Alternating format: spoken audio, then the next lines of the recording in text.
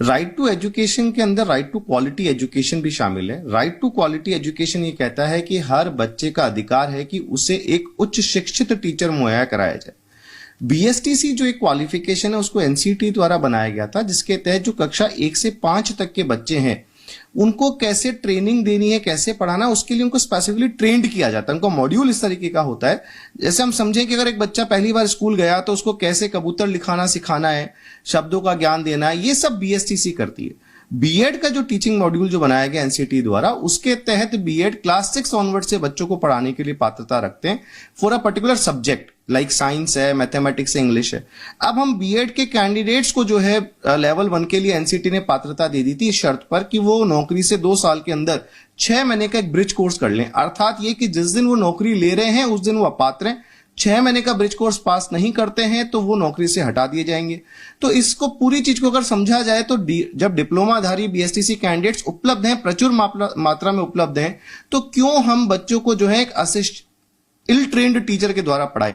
Supreme court ने इस decision को अपहोल्ड किया है, तो उसका जो रिजल्ट है वो पूरे देश भर में लागू होगा। जो बीएड टीचर्स एलिजिबल करार दिए गए थे, जिनका कई अपॉइंटमेंट भी हो गया होगा, वो सब अफेक्टेड रहेंगे और काफी गंभीर सिचुएशन क्रिएट हो जाएगी। जो भी एलिजिबल थे बीएड, वो अब फिर से इनएलिजिबल हो जाएंगे। जो लोगों ने अप्लाई भी किया था पहले की एडवर्टीजमेंट में जब वो एलिजिबल थे, वो सब भी अब इनएलिजिबल करार कर दिए जाएंगे। और ऐसा कहना कि बीएड एक हायर क्वालिफिकेशन नहीं है और even after completing a course वो एलिजिबल नहीं हो पाएंगे प्राइमरी स्कूल के बच्चों को पढ़ाने के लिए, ये काफी निराशजनक बात है उनके लिए।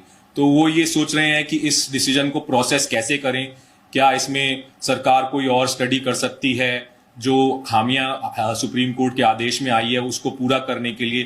क्या मंशा किसकी थी, उन अभ्यर्थियों का क्या दोष जिन अभ्यर्थियों ने 28 जून 2018 के बाद में सोचा कि 1 to 5 पढ़ाने के लिए बीटीसी करो तो भी ग्रेजुएशन करनी पड़ती है, तो क्यों ना ग्रेजुएशन के बाद बीएड कर लें, जिससे 1 to 5, 6 to 8 और हाई लेवल में पढ़ा सके। सरकार से हमारी मांग है कि सीनियर एडवोकेट से पैरवी कराएं और जिस रिव्यू पिटीशन में जो भी गुंजाइश है वो उसको एज अटॉर्नी जनरल साहब से सलाह मसला लेकर अपना जो भी है, और या फिर एनसीटी से जो पॉलिसी है उस पर रिव्यू करके एनसीटी 2018 से जो भी कानून लेके आए 2018 से मान्य होना चाहिए।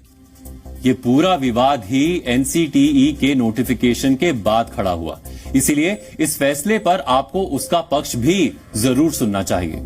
राष्ट्रीय शिक्षा नीति क्या बोलती है कि शिक्षा की व्यवस्था होनी चाहिए 5+3+3+4, 4 स्टेजेस हैं इसमें। हर स्टेज का अपना एक महत्व है, इसीलिए जो 4 साल का इंटीग्रेटेड टीचर्स एजुकेशन प्रोग्राम जो लॉन्च किया, उसमें फर्स्ट है फाउंडेशनल स्टेज, फिर प्रिपरेटरी स्टेज, फिर मिडिल स्टेज, फिर सेकेंडरी स्टेज। तो जब मैं ज्वाइन करता हूं एज ए स्टूडेंट किसी आईटेप के प्रोग्राम को, तो मैं एक स्टेज ज्वाइन कर सकता हूं, और लेकिन अगर मुझे एक स्टेज और करनी है तो 1 साल और मेहनत करूंगा तो दूसरी स्टेज के लिए मैं काबिल बनूंगा। लेकिन अगर आपको इसके लिए स्कूल एजुकेशन जो है नीचे की अर्ली चाइल्डहुड एजुकेशन, उसके लिए अलग विधा चाहिए, प्रिपरेटरी के लिए अलग विधा चाहिए, उसकी अलग ट्रेनिंग है, उसका अलग एक्सपेक्टेशंस हैं, इसी तरह से सेकेंडरी और मिडिल का है। तो ये शायद उसी संदर्भ में कुछ ना कुछ होगा, लेकिन अभी देखते हैं कि इसको किस तरह से ले जाएंगे। लेकिन हाँ, स्पेशल विधा तो चाहिए।